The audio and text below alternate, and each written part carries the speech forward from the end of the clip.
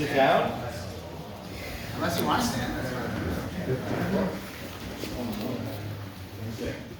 All right, guys. Good work today. Thanks, Todd, for that. Make sure before we roll, we'll get a picture. And you definitely want to get pictures today. All right? Yeah, I'm doing that. Don't worry about me. It's Oliver's fault. It's all Oliver's fault, man. He was saying his back was hurting. So. Well, we traded back. You know, when we are starting jiu-jitsu, the one thing that eventually we will want to know is how do I get that next belt? How do I get that recognition to that level? Right? And at first, white belt to blue, maybe even blue to purple, we're kind of looking for just general improvement, right? You're getting better at defense. Maybe you're getting some offense. You're making fewer and fewer stupid mistakes, right? That's the trajectory. There is no do this, do this, do this to get a belt, right? There are Taekwondo schools for that. But what we want to see is just that you are overall advancing in the game. And at first, it's going to be small advancements, right? Eventually, you start making leaps. You go from blue to purple. You go from purple to brown. And we're starting to look at really the overall picture. How is your offense? What is your game? Do you get into it more often than they get into theirs? Right? The kinds of things that Todd was talking about. Right? And then there's the last jump. Right? And what we are looking for with the last jump is a lot of different things. And how you play and how you roll is really only a part of making the last transition from brown to black. Right? We're looking at your knowledge of the game. Right? How well do you understand the things that Todd was talking about, right? The why of jiu-jitsu. Are you just like some phenom and you can go out and win some tournaments? Maybe you'll get it that way, you're 24 or whatever. Right? But really, we want to know, how close are you to the Gordon Ryans of the world who can not only do jiu-jitsu but explain jiu-jitsu and teach jiu-jitsu, right? We want teachers as black belts, right? That's what we are hoping that belt represents, right? And it's a really important facet of what we're looking for in jiu-jitsu. And then personally, as I think about it, I'm also looking at, how are you contributing to the culture of the gym, right? How are you contributing to the culture we're building here, right?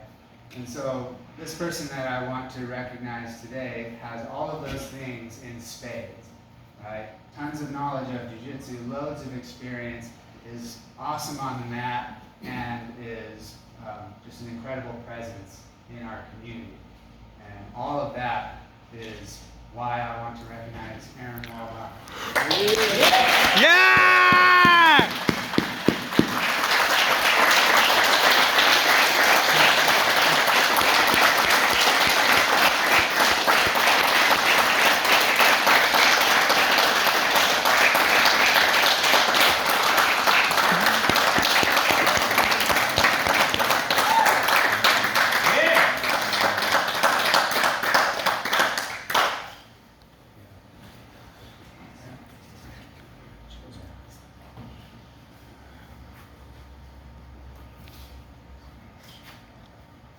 Aaron's been training a long time, right? He's been training a really long time.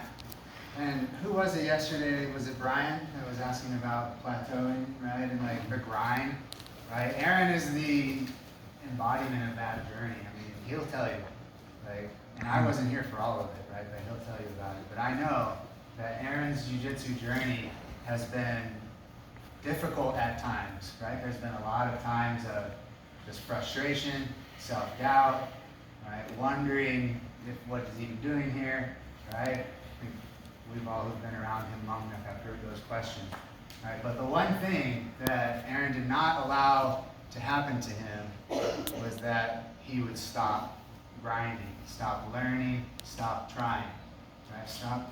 He would stop trying to improve, right? And to be better, and to help other people to be better, right? He is an excellent teacher and always willing to share what he knows after he's done some brutal submission to you. If you probably help you learn how to do it yourself, right? And it's the grind, right? There's that old cliche that Ben Eaton always likes to say, right? That a black belt ultimately is a white belt that doesn't give up, right? And if you keep coming and you keep working, right, you will get to that point eventually. Some longer, some shorter, but the journey, right? The journey is the purpose of why we train, and then these moments come as a result of continuing the journey, right? And if you enjoy the journey, if you enjoy improving and learning and getting better for its own sake, then this day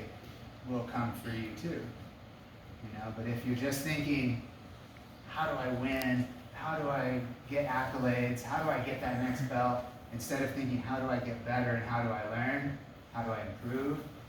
And how do I find the joy of just being in here all the time with my friends, getting better, helping other people get better? That's how you endure, right, in this journey. I think I saw a video of Cyborg who's been at the top of the mountain of jiu-jitsu, and he just says, for him, being a champion is about the journey of jiu-jitsu, not about being a champion, but about enjoying the journey, loving every day of getting up that you get to do jiu-jitsu.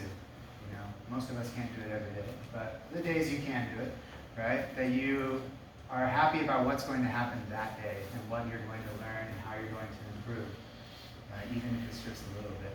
You take that mentality, and you have that approach, and you help other people to have that approach, right? Then you deserve to have this belt, right? And Aaron deserves it in spades. So make sure we congratulate him. Let's give him a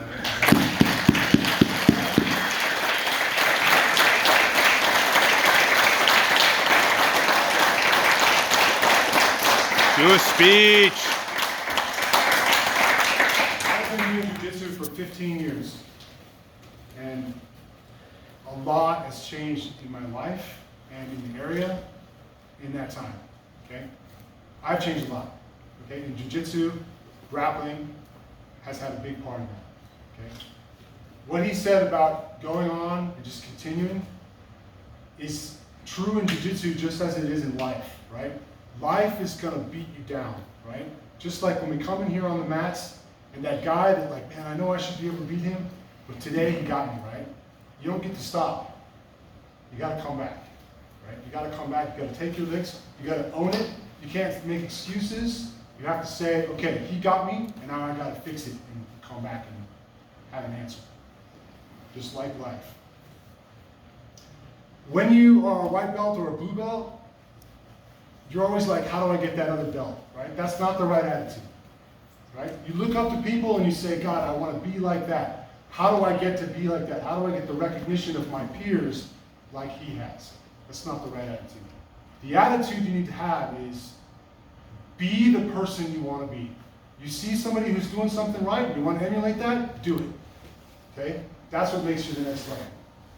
And I have succeeded in that, but I have also failed at that many times, okay? And so this is really more about failure than it is about success, right? Guys, there is no way I could have achieved this without everybody in this room.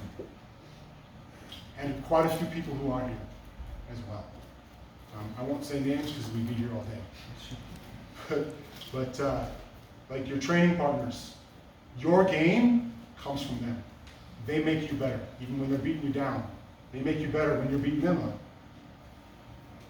So don't destroy them. Right? Make sure that the club has that positive attitude and keeps bringing people in here. Show the love, and then show them your cruelty too. Okay? Guys, thank you so much. Yeah!